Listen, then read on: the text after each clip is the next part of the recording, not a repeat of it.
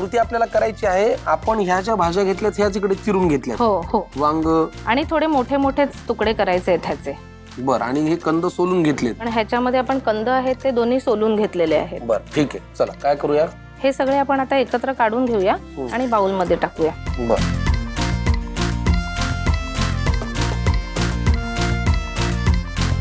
आपण ह्याच्यात ओले मटार नव्हते टाकले, थोडेसे ओले मटार घालूया. बर, भिजवलेले शेंगदाणे घालूया. तुमच्या हॉबीज काय काय आहेत? मला कविता करायला आवडतं, मला गाणं म्हणायला आवडतं. गाणं म्हणायला आवडतं. हो. आणि आपण आता इथे अवेलेबल नाहीये म्हणून हा लाल चणा घेतलाय, पण हिरवा चणा त्यावेळेस येतो अख्खा, तेव्हा हिरवा चणा घेतलो. बर, ओलं खोबरं, ओलं खोबरं,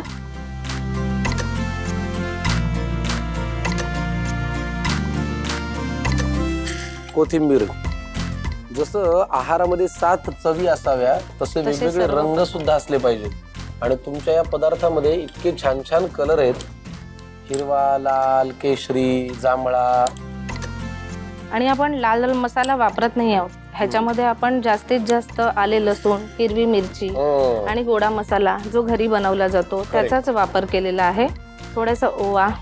हे त्याचसाठी आहे की हिवाळ्यामध्ये जास्त रेसिपी केली जाते, शरीराला उष्णता मिळावी म्हणून. हो.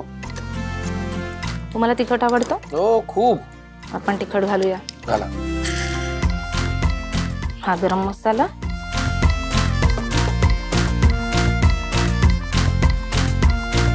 गोडा मसाला जरा जास्त घालूया.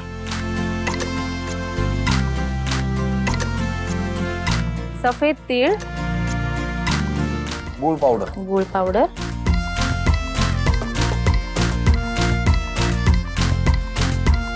हळद.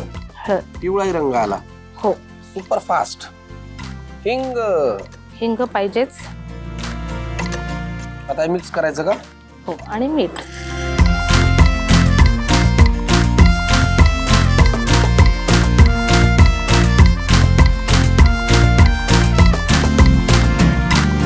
पण मला सांगा, तुम्ही मगाशी कुठला समाज म्हणालात? पानमाळी. पानमाळी. तर हे हा 2 शब्दांची जोड आहे का, म्हणजे काय हो, नेमकं? नक्कीच. पानमाळी हे पानवेलीसाठी प्रसिद्ध होते. पूर्वीपासून जी विड्याची पानं आहेत, आपली खायची पानं, ह्याची लागवड आमच्या समाजातच जास्तीत जास्त केली जाते. त्यामुळे त्यांना पानमाळी असं म्हटलं जातं. अच्छा, फारच छान. चला काय करूया पुढे. आता आपण केळीचं पान घेऊया. गॅस लावू. मेन आहे. हो.